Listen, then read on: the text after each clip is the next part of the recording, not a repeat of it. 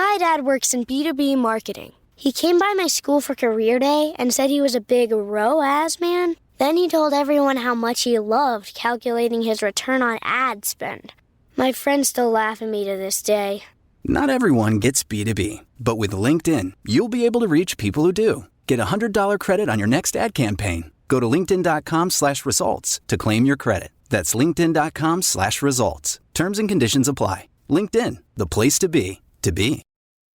This episode is brought to you by Nerds Gummy Clusters, the sweet treat that always elevates the vibe.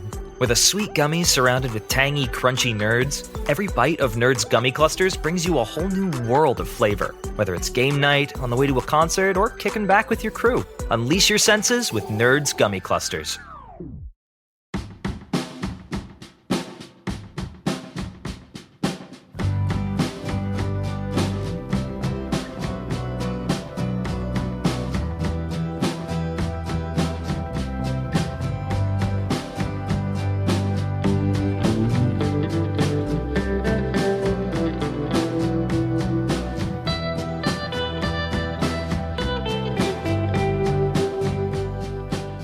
The expression Hamilton Leithauser uses to describe singing at full voice. He calls it letting the dogs out. And if you've heard Hamilton sing, I think you'll agree it's an apt way of putting it. I've loved his voice ever since I first heard him as the frontman of the Walkmen, starting in the early aughts, and throughout his captivating solo catalog, including that album from 2016 that he did with Rostam. And when Hamilton visited me at my place in Brooklyn, actually more than a year ago to record this conversation, he revealed that he was already well into his next solo LP at that point, and at this point, at the start of 2020, he's getting ready to release it. It's an as-yet untitled collection, or at least that's not a title I can share, that we expect in the first part of this year.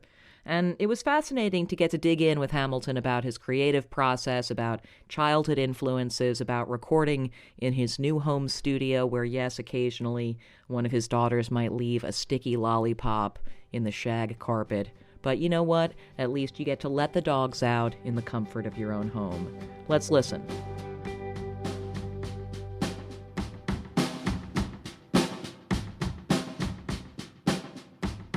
Weird. It's the first time since I was like 16 that I haven't had a show on the books. I realized I got nothing on the calendar. It's a weird feeling. Yeah. Like most of my life I've had like something on the calendar coming up. No, I know. I was refreshing my memory about this in anticipation of your arrival. That really, like every 2 years, you've put out an album almost every 2 years. For like half your life. Yeah, we were always, for some reason we were so consistent with the Walkman. It never felt that way when you were making them, because sometimes it felt easier and sometimes it was harder, but they always came out every 2 years. But then since then too, like the Has first solo yeah. album, the album with Paul, then the album with Rostam, like 2 year intervals, pretty like I think almost. So I only got like 6 weeks before 2019. Yeah, man. You're not on Sketch anymore. Yeah, what the fuck? I don't think it's gonna happen in 6 weeks. Right, but I mean, are you in the headspace of starting to think about the next batch of tunes? Just because you're on a cycle where you're always either when you're finishing, you're already starting. Yeah, I mean, I write songs just every day. I just do it. I do it in my sleep. I do it when I wake up. I can't stop. And that's not necessarily just it's not just like I have this great work ethic. Sometimes you can't like turn it off and it kind of drives you insane. So yeah, I mean, I've been working on this since while Rostam and I were working on our record. Which is another proper Hamilton Leithauser LP. It's going to be something that it's going to be different because it's going to be the first time I've really done it all by myself. And I've written a lot of things and recorded with people before, but this time I'm actually literally doing it in a room by myself the whole way through. I'm hiring some people for instruments that I can't play, like the horns and the pedal steel and things like that. But it's fun to, I mean, it's strange, but exciting to actually engineer it and mix it and do everything all by myself. Amazing. So when you were saying earlier that at home, you're actually at home, you set up the space at home. I put together a studio in my new house, and I have a lot of stuff I've collected over the years from our old recording studio and just things that I've gotten around the country and stuff. Right. And so with the technology and stuff, you really sort of can do. I learned a lot of that from Rustam, actually. I wouldn't have really known how to fully get it together as like a full sound without having worked with him. Right. In terms of seeing that it's easier than you might imagine to turn a room to just turn a room into that, or to see what you need to make it sound the way you like. To actually get something that has life on it, that recorded and like exist without having a full band and going into a studio and doing it live with a bunch of people, it's actually possible. You just have to get used to it. It's a weird way of working because you're by yourself and you're sort of, at first it almost feels like you're trying to fake it, like you're trying to make it sound like the band. But the way I always did it is we had like 4-track, and you have your idea and you're playing an acoustic guitar, or you're with the band and it's really loud, and you make a really distorted version of the idea that you have, And then what I always found is that like 8 months later, we're in some studio paying like a lot of money. And you'd be redoing that song. You'd be playing it over and over again. And like within 8 hours, you'd be like, can I plug my Walkman into the board? And you'd plug it in, and you'd be being your cassette tape. Like, why can't I make it? Thing? And you'd be and we're in this room with millions of dollars of equipment doing everything we can to sound like this 4-track. And that happened to us over and over the years. And I realized that a lot of it is really because you were really excited right when you were recording that demo, and for some reason you're just not going to be able to recapture it. That's what you love. And so being able to have the recording stuff that you at hand when you're just writing it right there, is you can really capture elements that you keep and are the record. And that's where you actually build the record from. You're not trying to redo it, you got it there. And that's what I feel like Rustam and I did on our record. And so things aren't perfect and things are first time through, and you think, well, I could probably sing that more solidly, but it's like, you know what, that's the fun one. Go with the fun one. Yeah, and as over the years, I'm sure you're just more comfortable with your ability to execute the various parts of it yourself, and so you don't need as much someone there telling you, like, yeah, you're like, no, okay, yeah, this is what I love, this is how I like it. Yeah, I would have had to have done it as many times as I have in the other arena to know that I'm getting what I want to get in this area. Yeah, just instinctively and be like, yep. And just think, okay, I've heard, I've gotten big drum sound. I've made a big song before. This is how I feel as confident in this as I did when I was doing it that way. And other than the sort of gear tech type stuff, are there aesthetic or sort of elements of this room you've put together at home that are just things you need to have in a room where you're making music? Like very little children's gear. Although there was like I bought a new rug, and it was just classic. There's like a blow pop just curled into my new wool rug yesterday when I got in there. Just You're a like, wet, soggy red blow pop. Yeah, it was awful. And one of those sticky hands that he's slapping against the wall had been slapped against the wall and left. And then I pull it off, and there's this huge, like, sort of grape-colored handprint across the white wall. So a lot of stuff like that. Yeah. But I mean, I guess that's also on the flip side. Like, it must be relief if you have childcare things to deal with, and you're right there at home, and you can also be like, wonderful. that's got to make life easier in the same way that me having my studio here. For like 20 years, I had rehearsal spaces in New York City where it would have been like a dream to have a window. You couldn't even consider asking for a window, but where no matter what the people told you who were renting the space, and they all have the same sort of 5 lines that they say about nobody's in here during the day. We built the sound walls we did a great job, double walled them or whatever. There will be, it is impossible to find a place where you can be loud, where there's not a heavy metal drummer on the other side of the wall or somebody just louder than you next door. And it's like, I mean, I talk to bands, really successful bands that can afford a really nice place in Manhattan up at that music space, and they have the same problem. There's a band next door to them that you can't escape it. There's no way to do it. So that was why I thought, I'm getting out of this game. I'm not doing another. I almost rented another spot in Dumbo, and I was like, you know what, I can't do this anymore. I just can't live my life in this constant just din of like echoey other people's stuff coming through the walls all day long. Fucking distracting. It's awful. Yeah. But at least you can sing as loudly as you want there versus when you're like trying to Right. Yeah. There is the moment at home if somebody's in the house or something. You're not going to be able to really let the dogs out a lot. So going back a little bit to what you were saying about writing songs all the time or waking up with songs in your head, when do you first remember that phenomena occurring? I mean, has it always been that way, or did you have to kind of press a button on like, I want to be writing songs a lot before the faucet turned on? Right. I took a lot of music theory in high school, and I went to the Berklee College of Music for a summer program and learned a lot of music theory. And I would like sit in chapel at high school and listen to all the Episcopal hymns and like pick out all the intervals because they have really nice simple melodies, a lot of those Episcopal hymns. And that got me really into like being able to hear musical intervals. And it was very like mathematical. And I still speak in music theory when I'm telling people parts, and I get a lot of blank looks when I'm telling like rock and roll guys what parts they're going to play. I like when I was like a junior in college or something, I worked at the or maybe younger than that. I worked at the Peggy Guggenheim collection in Venice, Italy, and I was a security guard where they put all the like unpaid kind of scrappers, and it gives you have like 3-hour shifts of standing in a gallery of paintings that you've been looking at for like, a month. And I would just stand there and like just get so bored that you'd find yourself sort of literally walking around in circles like a bear in the zoo or something like that.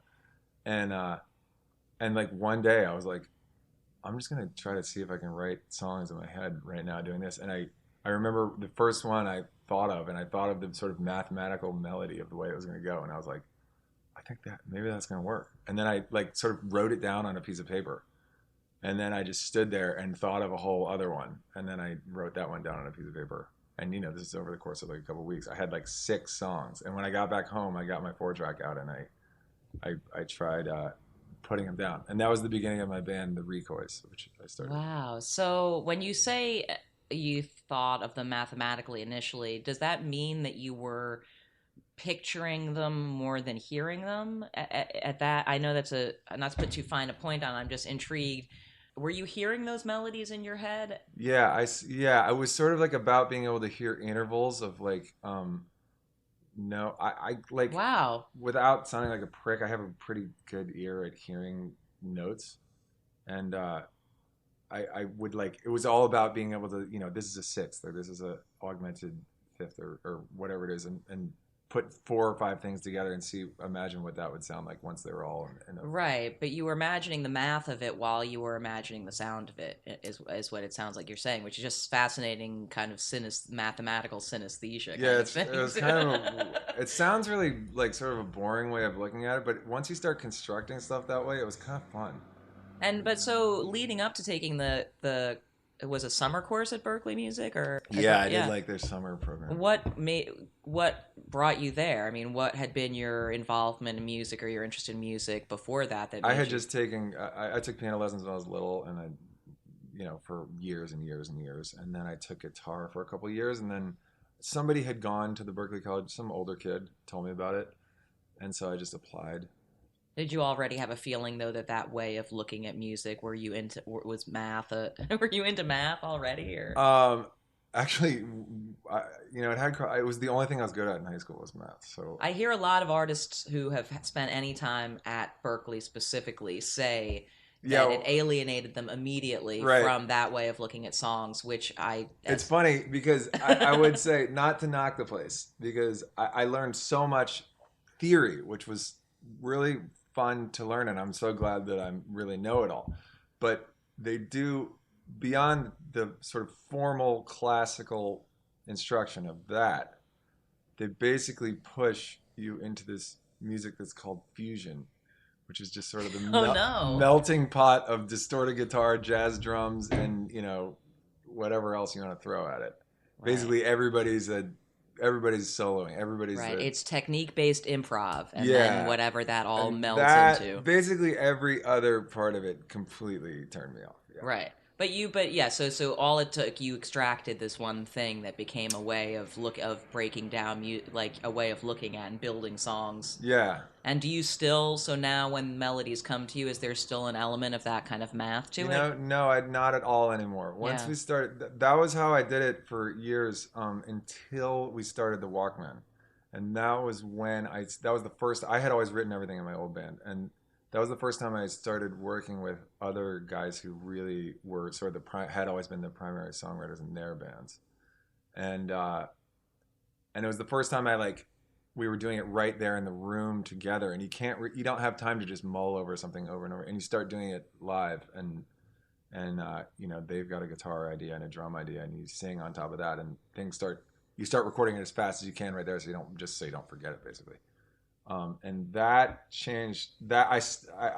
That was when I sort of put the brakes on. I thought, hold on, this analytical, way of intellectualizing the stuff has a limited emotional impact.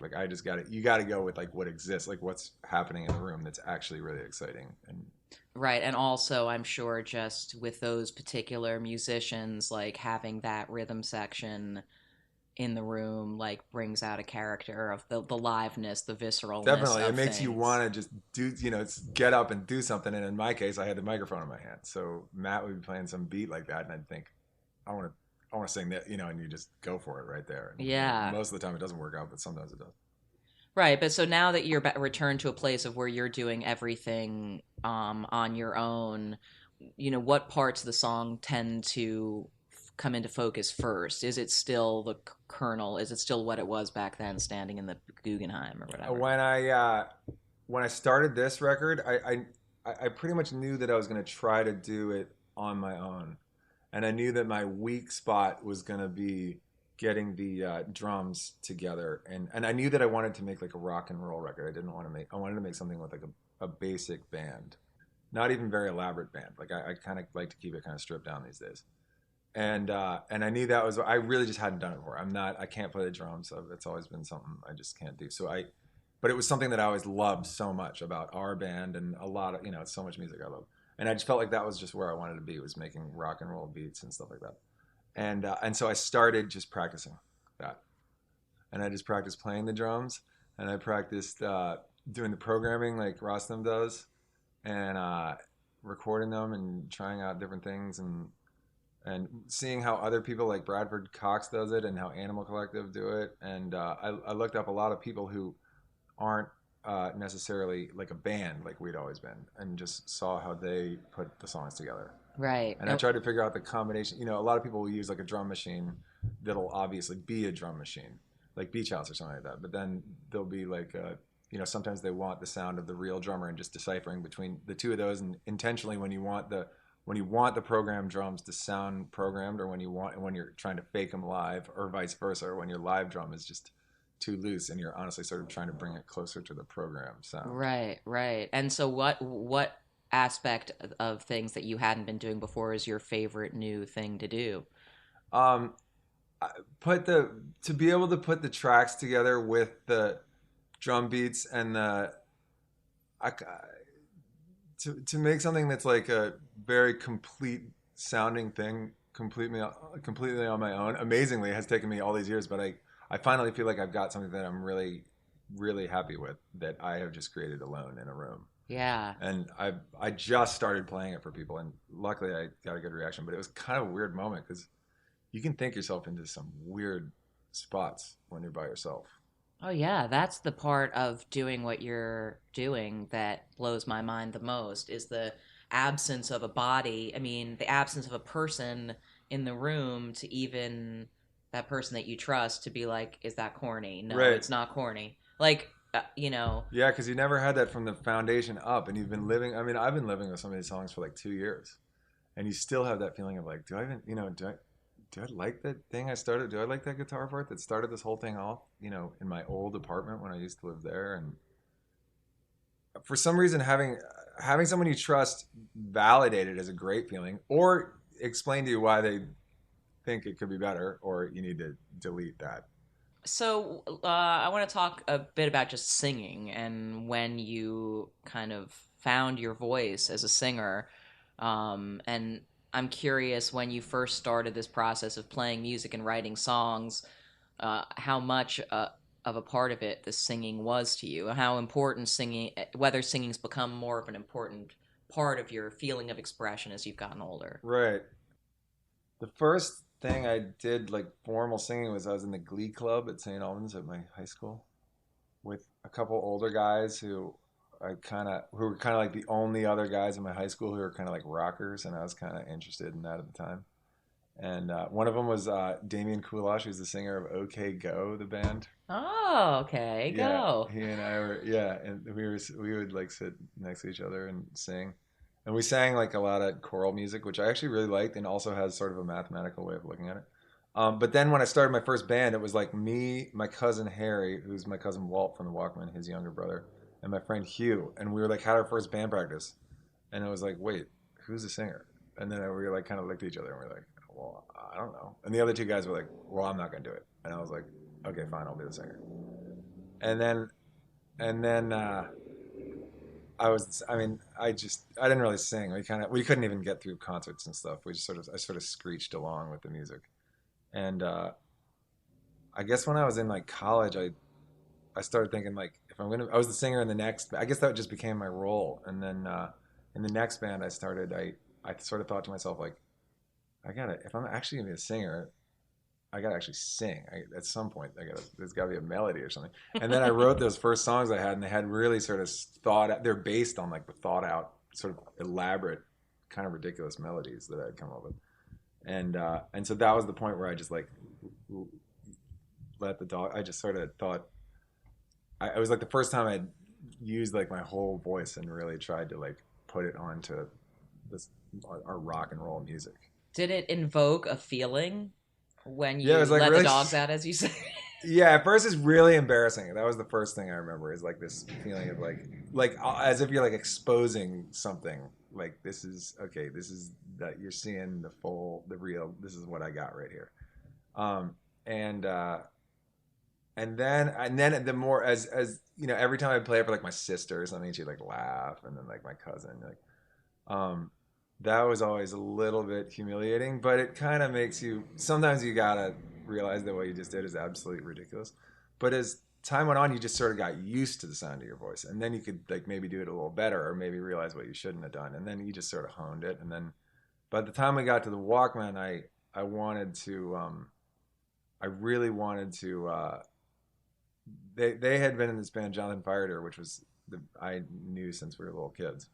And they didn't really have like a singer lead. Stu is a very different kind of singer, and they didn't have like a strong like melody based songs. And so I thought, well, what I'm going to bring to this new lineup is going to be just like really strong vocals on key and sung with a lot of power, and that's going to differentiate us immediately from them. And it did. Yeah. But I mean, when you say that you felt embarrassed, it must have also felt good. I mean, It did. I mean, I stuck with it after people laughed at me. Right. I did. And our band was awful, and we would drag Hugh's girlfriend and all of her friends to our shows to make sure that anybody showed up. And you know, I was told many times that it was not great, but we stuck with it. And we, you know, scheduled a show at the Continental in New York, and we drove all the way down from Boston and did a show there on Easter Sunday at we had like the 12:15 a.m. slot or something like that. And, you know, things didn't go great, but I did sort of feel like when I sang, like I can do it. I can sing on the key, and I can like sort of channel like a little bit of power that I think is like fun. And you know, to be able to, I remember my cousin Walt saw us for the first time. He said sort of the same thing. He's like, he'd known me my whole life, and he was like, you know, the first time I saw you sing, like it was at the Continental. He was like, I couldn't believe that you were able to like bring like that energy and like turn it on with that kind of force. Like I just was really surprised that you even could or wanted to, which was funny. Did you have artists at that point that you felt you were sort of emulating, or that? I think probably at that moment, Bruce Springsteen. Yeah. I think that would be the one where I thought I can see. before that, I had just wanted to sort of do a ripoff of like Lux Interior or like Iggy Pop or just Jonathan Richman or people that I covered their music, and then I just tried to. Then I wrote things that were just Where it's like more talky and subtle. yeah, and maybe, stuff or like just sort that. of cool, trying to be a lot cooler than I was. And for some reason, I didn't. I mean, I think Bruce Springsteen's awesome, but I just didn't see him as cool. But I saw him with sort of soul or something. Maybe it was wrong, or like a American rock and roll, which is something that I had never seen myself as a part of at all. But I guess maybe that was like the first person I thought maybe that was a direction that maybe I could take our music. Right. And I mean, even earlier than that, what was the music you had sort of as a little kid heard around the house? What music were your parents into? When My dad was a big Rolling Stones head, so we had all the Rolling Stones. Van Morrison was another one of his favorites. We listened to, my mom played a lot of like Fats Waller and New Orleans jazz, and then like Fred and Ginger records were around a lot. Okay. Those were like she had like a 5-disc changer in the dining room where we'd listen to it at dinner and stuff, and there was like 5 CDs. I could tell you every single lyric off every single 2 Fred and Ginger CDs, 1 Fats Waller CD, and a couple others. And it's like those songs, when I hear them now, it's like so familiar in my mind. It's just crazy. It is interesting because, it sort of almost always proves true that whatever, an artist's music sounds like does have some of whatever their parents were playing. Oh, yeah. Like the echoes in it, and like Fats Waller and Fred Astaire soundtrack music makes a lot of sense. Yeah. Thinking about the kinds of songs you tend to write.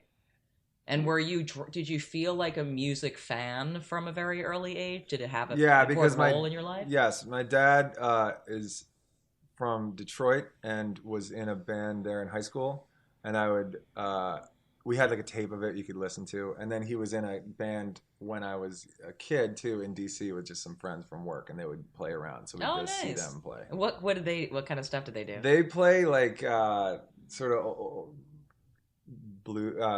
blues covers. They call it like cowboy blues kind of stuff. Nice. There's not too much cowboy, and I don't really know where that came from, but they do like kind of funny covers and stuff. Straight 8 Pontiac was their sort of hit song. Okay. And does he still play? They played like 3 years ago, and I went, and it was really fun. Yeah. Same guys, most of them, and he plays harmonica and sings. So I'm guessing then when you started your first band that you weren't like doing it with you weren't like thinking like, I'm gonna start me a rock and roll band and we're gonna go make it to the big time. You were just like, your dad had a band, they played gigs, it was a side thing, or yeah, and my cousin Walt and those guys, right. The older guys, had a band, and so it did sort of seem like it was time for me to start my band. Yeah. But you also are very young, and so you do think there's only one way to go. It's like, okay, we're going to be the next Beastie Boys because that's what happens. And, you sort of think there's like this inevitability to it at that point in time. And the sense that you would be disappointed if it doesn't go that yeah, way. Sort of, a little bit. Yeah. There's a lot riding on. I mean, we were young. We were like 14, so yeah. We didn't really get the world yet. Yeah. But but when did it shift for you? I mean, obviously reality sets in, and when you were in college and playing music, was there ever a point where you thought like, I'm going to keep doing this no matter what, but I may also need to develop a skill that I can sell for money besides this? I guess I never thought, I never thought that I would throw in the towel, but there were some dark moments, especially in my old band, the Recoys.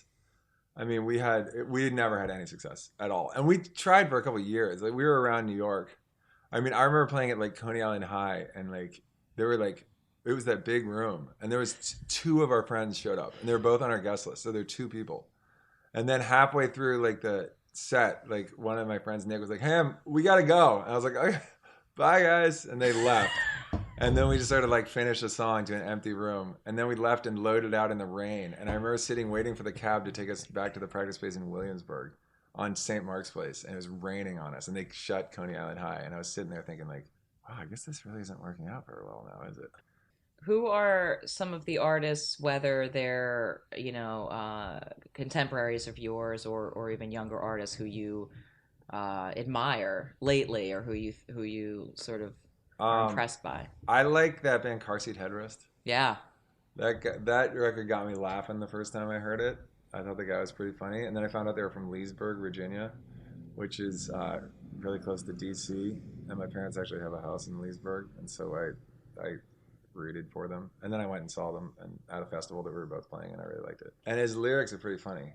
Yeah, definitely. I have a hard time sometimes because I guess also it's just the age I am, where I have to try and separate what sounds derivative to me, and not holding it against something that I know a bunch of stuff. I just find there's so much music in the world now. There's just so much that like I find that like if there's something memorable about the song, like the lyrics are funny or like the guitar riff is cool or something, that all the other stuff can sort of fall away, and that's what I can just find that I like about it, and then I can just choose to look at it through that lens. Totally. Just zoom out a little bit. Yeah, it's hard not to be a negative Nelly, especially as you get older, I can be there too. Yeah, but that's why I mean, like, it's always good to hear that, I think a lot of artists stop listening to as much new music because you don't want to pollute your brain. There was a time when I really stopped listening to new music, and that was a mistake. Because it's good to listen to all the new bands and all the stuff. Even it's like, you can read like whatever, a long time, like John Lennon dissing Led Zeppelin because he's like, I know where all that stuff came from. And you listen to, it's a guy that you really admire, and he's dissing this other band who's really awesome, that just because he's sort of the senior guy and he knows that they're coming from a blues world where he comes from and he's fluent in that world, but he can't really accept the new way that they've taken it. And, he's wrong because they kicked ass. Wow, that's a real example. Yeah. Yeah. Yeah, so many people diss Led Zeppelin. It's really weird. But, it's the same kind of thing. You can hear a new band come along and, like, they'll, you hear the song and it's, in your mind it clicks with something you've exactly heard before, and you think, okay, they're just ripping that off, or I understand why they came in that direction or whatever. But sometimes there really is a little trick to it that's really interesting. And, these days, like, I find, like, I listen to so much stuff I don't even, like, love, but it's just fun to hear, like, the new ways that people are trying to, I don't know, put songs together and sounds and stuff. Yeah, I mean, I try and neutralize my impulse to be like music that's made purely on judge music that's made purely on computers or something like that. Right. Like, you know what, like, Right, that's the exactly. technology. Like I kind of opened the doors to like synthesizers in my music and like programming in my music and stuff like that, and I feel like it helped a lot. Like I feel like it was a big adjustment for me because I really come from a live band world. But once I was able to finally like feel like you could bring life to the recording with those things, there's a big difference. It's actually hard to do because anybody can just turn on a pre-programmed thing and it just doesn't sound. It's not exciting. But like for me, like I try to make it sound. I try to ape a live band with my programming and stuff. Right. Because that's where I'm from. So I do. My stuff sounds like a band's playing it. When once you've made it through this process, do you see yourself wanting to record other people's shit in your studio? Actually, yes. Yeah. That's the thing I recently realized that I would like to try doing. Right. I would, and I think I would. I think it's something maybe I could get into. I'd have to like find somebody that would want to work with me that I would want to work with. Have you not before produced somebody's recording? No, I never have. I feel like you would be really good at it for a variety of reasons, but one is that you're direct. I mean, and I think directness, just candor and directness seem like good qualities in someone who's in that role. I think I would like to try. I think I'd like to try to do it. Yeah. Then you can have weirdos come to your house and step on blow pops. I know, right? Yeah. They can make a mess. What are you looking at as a short-term timeline, though, on this group of songs? That I'm doing everything I can to finish it by the end of the year. Awesome. Which will not mean it will be released by then, but I think it's realistic. I'm moving in the right direction right now. I've got a lot. I need a little more. Awesome. I had no idea when I invited you over that there would be. I've been keeping it real. I've been keeping my cards close to my chest on this one. I've only played it for my wife, a few songs for her, and one friend. And when you play music for your wife, what is the reaction what is the optimum reaction from someone that close to you? Well, it's or funny anyone that close to you. I don't have. It's more of like the absence of a negative. Like I thought I had finished a song last spring, and I was in the car and I had to mix, and I was like, "Can I play a new song?" She's like, "Oh yeah, sure," because I never really asked her that, and she was like trying to be supportive. And I played her the song, and then afterwards she was like, "I like it. Yeah, I like it," and I could tell that she hated it, and that was sort of helpful actually because it needed a lot more. It needed to be sort of taken apart. And it was disappointing because I thought I was really pumped on it at the time. 3 I like it. Yeah, sort of getting quieter and kind of staring out the window, maybe wanting to change the subject. Awesome. Well, thank you so much for coming by to talk with me. Yeah, my pleasure. Thank you very much for having me. Love, exciting and new. Hello, Hannah Waddingham here. Have you seen the fabulous new Sun Princess? World-class entertainment, exceptional dining, and the greatest pizza ever. It's alive. Don't miss our Come Aboard sale with up to 40% off and free room upgrades. Visit princess.com or call your travel advisor to book. Princess Cruises. Terms and restrictions apply. Offer ends 2/28/25. Ships at Bermudan and British Registry. This episode is brought to you by Abercrombie.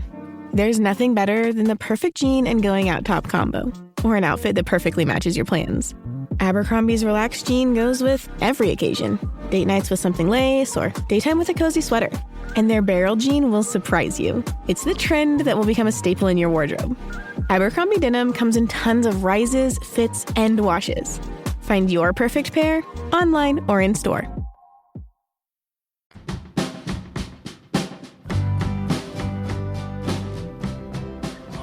Well, that brings us nearly to the end of episode 38, otherwise known as Season 3, Episode 1 of the LSQ podcast. I've been your host, Jenny LSQ.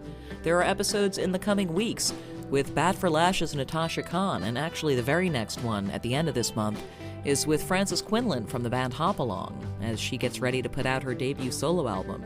Please do subscribe to the podcast if you haven't done that already, and whenever you have questions or feedback, you can reach me easily on Twitter and Instagram at JennyLSQ.